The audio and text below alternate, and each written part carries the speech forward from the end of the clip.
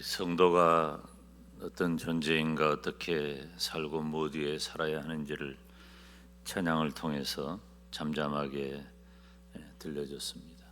참 감사합니다. 언제고 다시 한 번 더 준비를 하셔서 또 해주셔도 좋은 찬양이다 하는 그런 마음을 갖습니다. 할렐루야. 주 예수의 은혜와 평강이 있을지어다. 오늘 요한복음 설교 82번째, 왜 세상은 제자들을 미워하는가.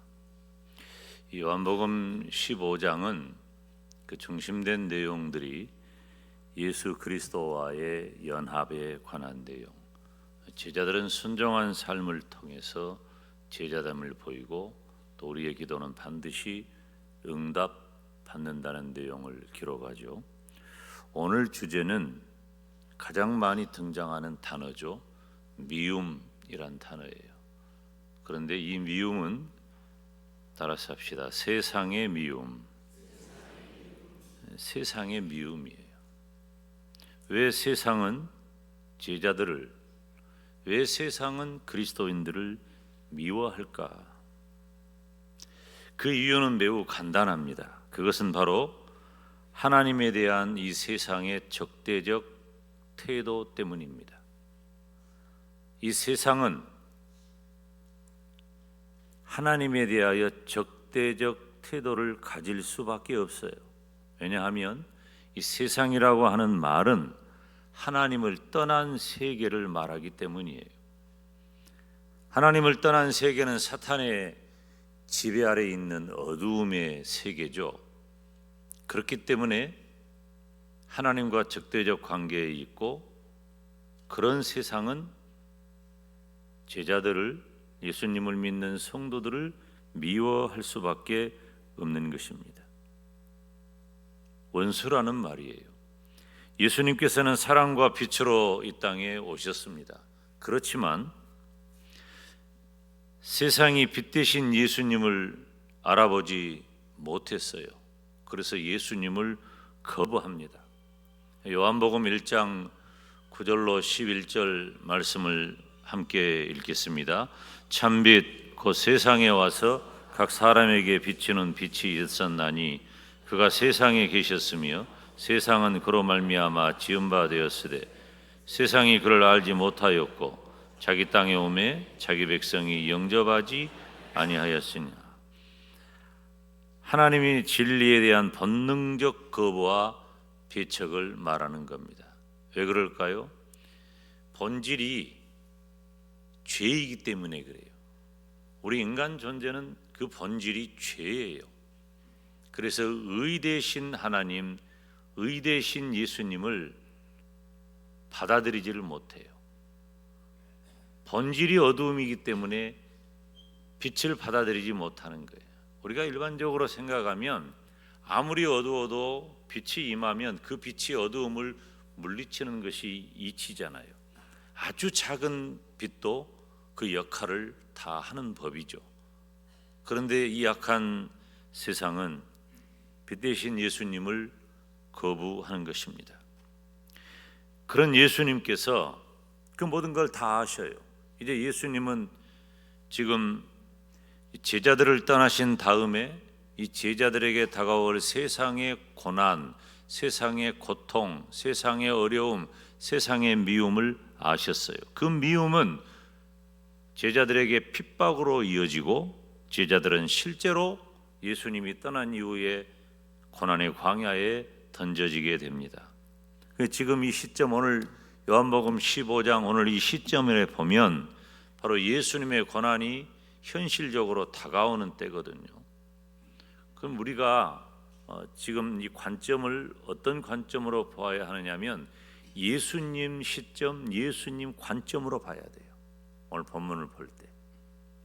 그러니까 예수님은 지금 십자가의 길을 향해서, 제가 가끔 표현을 하지만 예수님의 공생의 기간 동안을 쭉 보면 잠잠하게 십자가로 예수님은 나가시잖아요. 그런데 처음에는 감춰요. 세상이 모르게 해요. 알리지 마라 그래요. 이적을 행해놓고도 사람들에게 말하지 마라.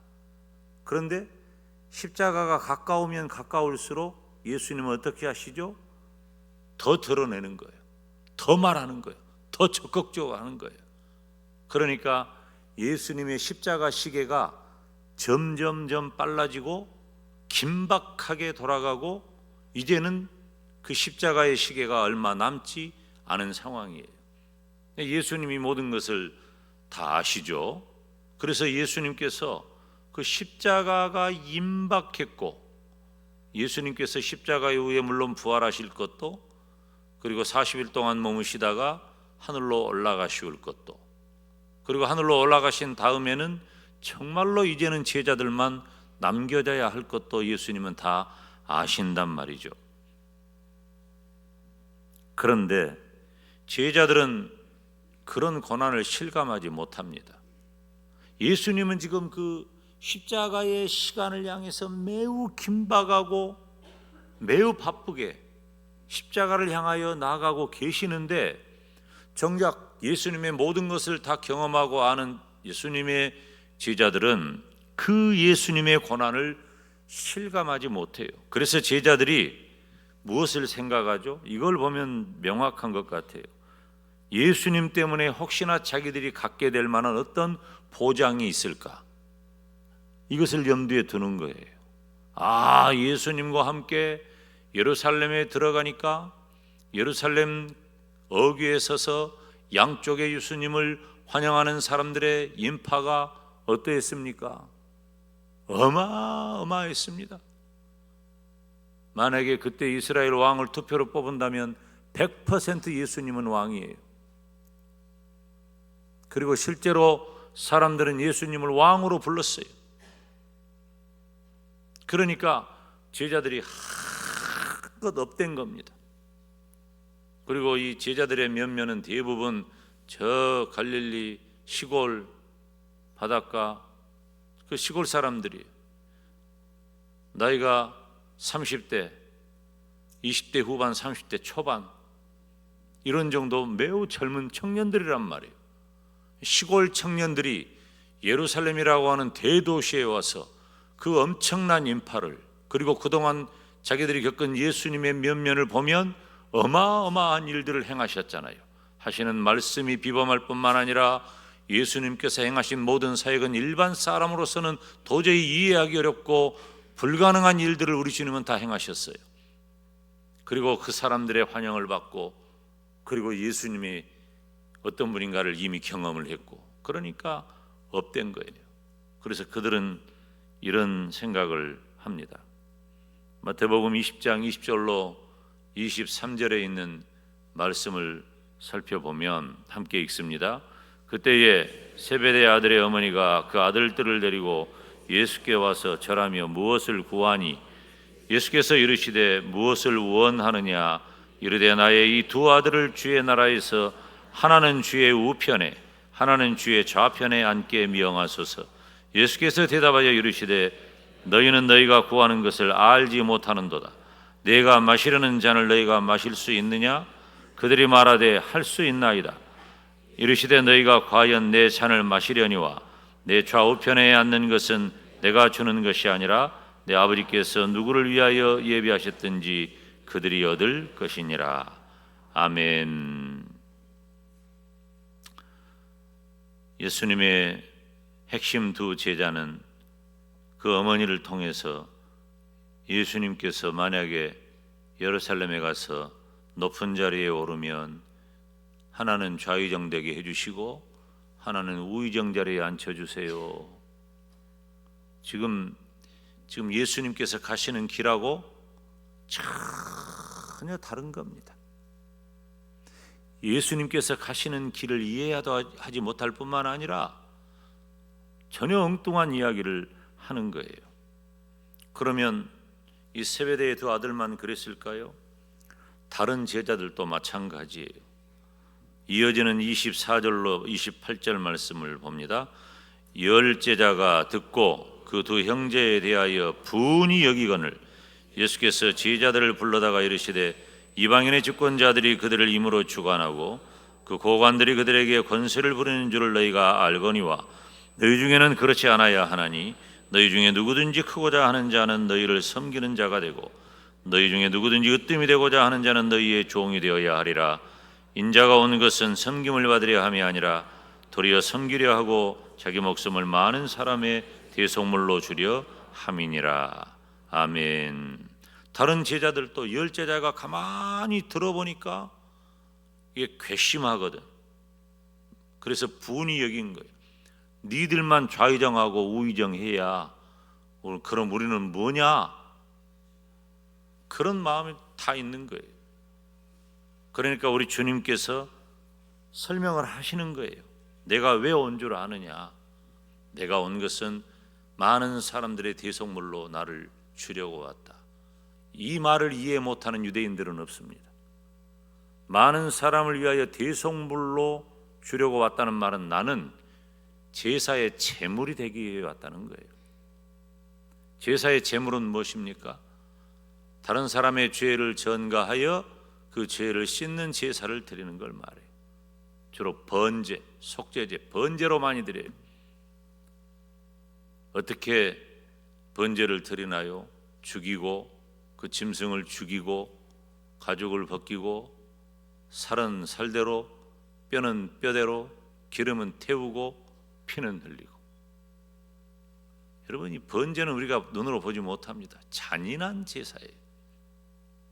그만큼 우리들의 죄가 무겁고 그만큼 우리들의 죄가 크기 때문에 우리 주님께서 그렇게 잔인한 제물로 드리기 위하여 이 땅에 오셨다는 말씀을 하시는 거예요. 그런 예수님 앞에서 하나는 좌편에 하나는 우편에 이런 이야기를 하고 있는 제자들이 얼마나 답답하겠어요. 그러니까 예수님께서는 이런 제자들이기 때문에 이제는 나의 죽음이 임박했다. 이제는 임박한 예수님의 죽음 앞에서 다가올 제자들이 혹 실망하거나 혹 혼란에 빠질 것에 대해서 사전에 정리를 하시는 장면인 거예요. 세상은 너희들을 미워할 것이다. 폭탄 같은 선언이죠. 왜 세상은 제자들을 미워하고 그 미움이 엄청난 고통과 고난으로 귀결되는가? 이것은 교회의 역사를 보면 알잖아요. 교회는 영광스러운 교회라고 하죠. 뭐 두말할 것도 없습니다. 교회는 영광스러운 교회예요. 그런데 지난 기독교 2000년의 역사를 보면 영광스러운 교회의 시절보다는 고난과 고통과 희생과 순교의 역사로 가득했어요. 예외 없이 예수 그리스도의 복음을 전하기 위해 나아가는 곳마다 순교의 현장이 되었어요. 내년이면 한국교회 선교 140주년이에요. 우리 교회 설립 120주년입니다. 한국교회 설립이 우연이 된 겁니까? 그저 주어진 겁니까? 아니에요. 공식적으로 아펜젤러와 언더우드 목사님이 이렇게 제물포항에 들어온 그 날짜를 우리들이 기념하면서 140주년이라고 말하지만은 그보다 훨씬 전에 이 영국의 이 토마스 선교사는 와가지고 그저 죽은 것밖에 없어요. 대동강변에 피 뿌려 죽은 거예요. 이름도 없이 빛도 없이 유망한 청년 토마스 선교사, 그뿐입니까? 수많은 선교사들이 와서 고난을 자처하고 그리고 예수님께서 그렇게 죽으셨던 것처럼, 사도들이 그렇게 죽으셨던 것처럼, 속사도들이, 교부들이, 초대교회 성도들이 그렇게 죽었던 것처럼 한국교회의 복음을 위하여 선교의 현장에서 오자마자 죽임을 당하고 수많은 세월 동안 얼마나 큰 고통을 경험했습니까? 지금은 예수님을 믿는 이 시대가 되었다고 하지만, 평화 시대가 되었다고 하지만, 과거에는 우상 숭배와 조상 숭배를 믿음으로 전환하기 위해서 여기 이 자리에 있는 성도님들 상당수가, 연배가 있으신 분들은 얼마나 큰 어려움을 당했어요. 대개 며느리들이 엄청난 고통을 당했어요. 여자한테 잘해야 돼요. 남자들은 그 엄청난 시간 인내하고 고통하고 자기 남편 신발 가슴에 품고 와서 하나님 오늘은 신발만 왔는데 다음에는 주인도 오게 해주세요. 이런 엄청난 기도가 뿌려져서 지금 교회 안에 남자들이 이렇게 앉아 있는 거예요. 복음은, 교회는, 신앙은 이처럼 고난과 고통의 연속입니다. 예수님 그걸 아신 거예요. 예수님께서는 사도행전의 엄청난 역사를 이미 아셨지만 그 사도행전의 엄청난 역사가 바로 세상의 미움과 함께 있다는 것도 주님이 아신 거예요. 여러분, 예수님의 제자가 12명이잖아요. 가룟 유다는 자살해 죽어버렸고, 그리고 그 중에 또 가룟 유다 대신에 12번째 제자로 뽑힌 사람 마띠아, 사도 요한을 제외한 11제자는 모두 다 순교했습니다. 다 순교한 거예요. 제자의 길은 바로 그렇게 세상으로부터 미움을 당하는 길인 거예요. 왜 세상은 제자들을 미워하고 그 미움이 엄청난 고통을 수반하게 될까요? 그것은 첫째로 예수님께서 전한 복음 때문입니다. 예수님의 복음은 당시 종교 기득권자인 유대인들만의 종교를 부인했어요. 그러니까 싫은 거예요. 두 번째로 유대인들이 거부한 제자들과 일치성 때문입니다. 제자들은 예수님께서 승천하신 이후에 사도행전의 역사를 이루는데 제자들이 한 일이 무엇입니까? 예수님과 똑같은 일을 한 거예요. 그래서 제자들은 제가 가끔 언급하잖아요. 예수님이라면 하셨을 일을 한 사람들이 제자들이에요. 그리고 이 땅에 세워진 교회와 모든 성도들은 무엇을 해야 할까요? 예수님이라면 하셨을 일을 감당해야만 교회인 거예요. 그러니까 예수님의 제자들은 예수님은 승천하셔서 자기들과 함께하지 않지만 남아있는 예수님의 제자들이 예수님하고 똑같이 일치된 일을 하고 있단 말이에요. 그러니까 세상은 제자들을 미워하는 것입니다. 본질적으로 세 번째, 제자들과 세상의 본질적인 차이 때문입니다. 제자들은 이제 전혀 다른 가치를 갖게 되었습니다. 그것은 바로 영적인 세계예요. 이 영적인 세계에서는 세상과 원수가 되는 거예요. 타협할 수 없어요. 여러분, 우리들이 기독교의 핵심 언어가 사랑이잖아요. 사랑이고 은혜고 자비고 평화고 축복이고, 이런 좋은 단어들이 우리 기독교를 감싸고 있는 매우 좋은 단어들이에요. 그러나 진리 문제에 대해서는 그런 단어는 의미가 없어요. 영적인 세계에서는 원수가 되는 겁니다. 다시 말하면은 하나님을 떠난 세계, 어두움의 세계, 하나님에 대한 적대적인 사고를 가진 이 세상, 이건 영적으로는 원수가 되는 거예요. 그래서 어떤 경우에도 절대로 도저히 하나가 될 수 없는 거예요. 그렇기 때문에 세상은 교회를 미워할 수밖에 없는 거예요. 혹 이렇게도 표현할 수 있어요. 내가 정말 믿음이 좋으면 나는 세상으로부터 미움받아야 마땅한 거예요. 내가 세상으로부터, 여기서 세상이란 말을 잘 이해하시라고 그랬죠? 세상은 일반적인 사회 이런 걸 말하는 게 아니에요. 하나님을 떠난 세계를 말하는 거예요. 그들로부터 미움을 당해야 믿음인 거예요. 어떻게 해야 될까요? 우리가 제자들을 미워하는 이 세상에 대해서 우리는 어떻게 반응하며 살아야 하는가? 먼저 우리는 진리의 영이신 성령께서 증거하심을 믿어야 합니다. 오늘 본문 26절에 내가 아버지께로부터 너희에게 보낼 보혜사 곧 아버지께로부터 나오시는 진리의 성령이 오실 때에 그가 나를 증언하실 것이요. 아멘. 내가 아버지께로부터 너희에게 보낼 보혜사라고 했어요. 아버지께로부터 나오시는 진리의 성령이라고 했어요. 우리가 이전에 요한복음 14장 16절로 18절 말씀을 살폈는데 그 부분 이렇게 기록하고 있습니다. 함께 읽죠. 내가 아버지께 구하겠으니 그가 또 다른 보혜사를 너희에게 주사 영원토록 너희와 함께 있게 하리니 그는 진리의 영이라. 세상은 능히 그를 받지 못하나니 이는 그를 보지도 못하고 알지도 못함이라. 그러나 너희는 그를 아나니 그는 너희와 함께 거하시며 또 너희 속에 계시겠음이라.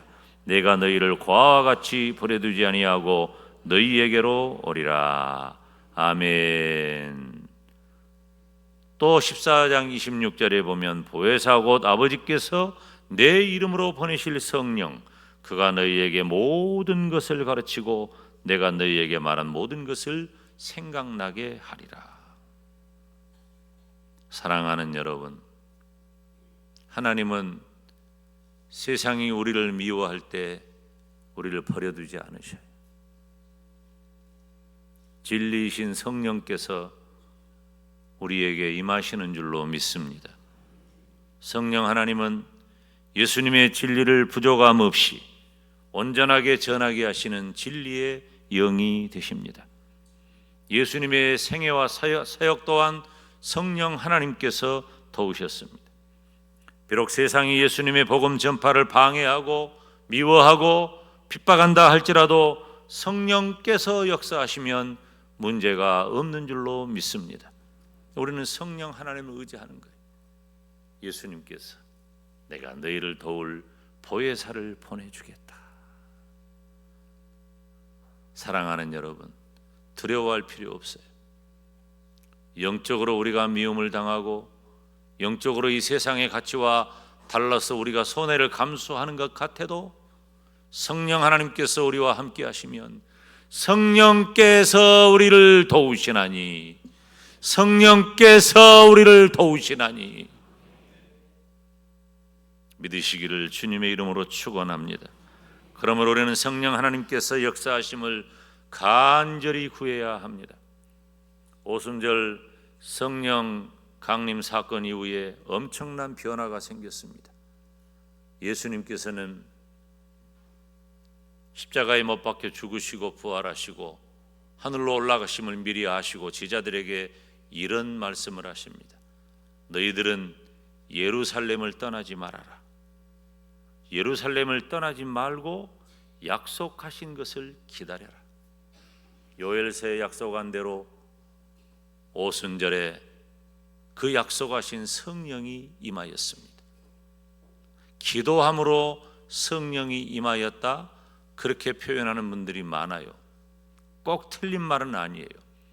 그렇지만 정확한 표현은 기도할 때에 약속하신 성령이 임하시는 겁니다. 우리의 기도가 우선된 것이 아니라 하나님의 약속이 전제되고 우선된 거예요. 하나님은 지금 준비하셨어요. 하나님께서는 내가 너희를 도울 성령을 보내주겠다 준비하고 계셔요. 우리 주님의 말씀대로 120명의 제자들은 마가의 다락방에 앉아 무서웠죠. 두려웠죠. 한 걸음도 나갈 수가 없었어요. 그곳에 모여 앉아 그들이 할 수 있는 것은 하나님 앞에 기도하는 것밖에 없었어요. 그럴 때 약속하신 보혜사 성령이 임하였고, 그때부터 보혜사 성령님께서 제자들과 함께했고, 제자들을 보호해 주었고, 제자들을 인도해 주었고, 제자들이 예수 그리스도의 복음 진리를 담대히 증거할 수 있도록 힘도 주시고 능력도 주시고 은혜도 주신 줄로 믿습니다. 지금도 성령 하나님은 우리 중에 함께 하신 줄로 믿습니다. 교회는 사람의 일이 아니에요. 교회는, 안타까운 것은 교회가 지금 이 시대를 따라서 세속화기를 가고 있어요. 강단도 그렇고 문화도 그렇고 모든 것들이 교회의 본질이 아닙니다. 두 번째로, 세상이 제자들을 미워할 때 첫째는 진리의 영이신 성령께서 증거해 주시지만 두 번째는 제자들 자신이 증거한다는 거예요. 27절에 보면 너희도 처음부터 나와 함께 있었으므로 증언하느니라. 여러분, 예수님을 본 사람은 하나님을 본 줄로 믿습니다. 우리 주님이 말씀하신 거예요. 그러므로 제자들은 어떤 사람들입니까? 예수님에 대해서 본 것, 들은 것을 온전히 전하는 증거자들이에요. 확신한 거예요. 이건 법정적인 언어예요. 증인, 증언, 증거, 이런 단어는 법정적 단어예요. 증인은 뭐 하는 사람입니까? 증인, 대답하세요. 잘 모르겠는데요. 그건 증언이 아니야. 거짓말하는 거야. 증인, 대답하세요. 뭘? 본 대로, 들은 대로, 아는 대로, 사실 그대로를 말하라는 거예요. 제자들이 왜 증인입니까? 제자들은 예수님에 대해서 본 대로, 들은 대로, 사실 그대로, 아는 대로를 말하는 사람이기 때문에 제자들을 가리켜 증인이라고 하는 것입니다. 그런데 예수님의 제자들은 예수님에 대하여 증인될 자격이 분명합니다. 왜? 제자들은 예수님과 동행하면서 예수님에 대하여 다 보았고 다 들었고 다 알고 있기 때문입니다. 예수님의 가르침을 제자들은 온전히 받았으므로 제자들은 예수님의 사역을 가장 생생하게 전할 수 있는 증거자들입니다. 물론 제자들의 증거 또한 성령 하나님께서 감동하시고 역사하실 때에 가능한 일입니다. 사랑하는 성도 여러분, 저와 여러분은 이 시대에 예수님의 증인으로 부름을 받았습니다. 증인으로서의 삶을 잘 감당하시기를 주님의 이름으로 축원합니다. 그렇기 때문에 우리가 지금 아멘한 사람들은 각오해야 돼요.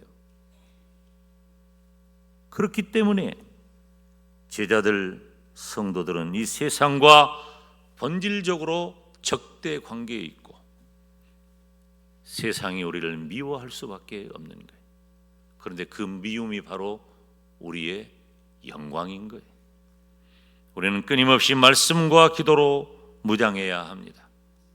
우리가 매일 예수님의 증인으로서 매일매일의 삶을 살아갈 수만 있다면 그보다 더 큰 영광이 어디 있습니까?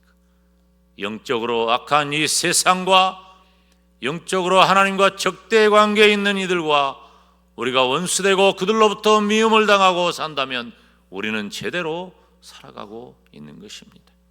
그런 세상 속에서 성령 하나님께서 나와 함께 하시고 역사하시며 내가 하나님의 말씀 속에 만난 그 예수님을 내 입으로 증언할 때에 이 세상의 미움으로부터 진정한 승리자가 될 줄로 믿습니다. 오늘도 세상으로부터는 미움을 당하지만 강하라, 담대하라. 내가 세상을 이기었노라. 기도하겠습니다. 거룩하신 아버지 하나님, 제자들을 미워하는 이 세상을 살아가는 사랑하는 주의 백성들에게 오늘 또 성령 하나님이 함께 하신다고 말씀해 주시고 우리가 듣고 보고 알고 확신한 일을 경험했으니 그 일을 증거하라고 우리를 격려해 주신 하나님 감사하고 감사합니다. 악한 이 세대 가운데 하나님을 떠난 세상으로부터 미움을 당한다 할지라도 성령 하나님의 인도하심을 따라 오직 진리 되신 예수 그리스도 말을 증거하는 증인의 삶을 살게 하여 주옵소서. 예수님의 이름으로 기도하옵나이다. 아멘.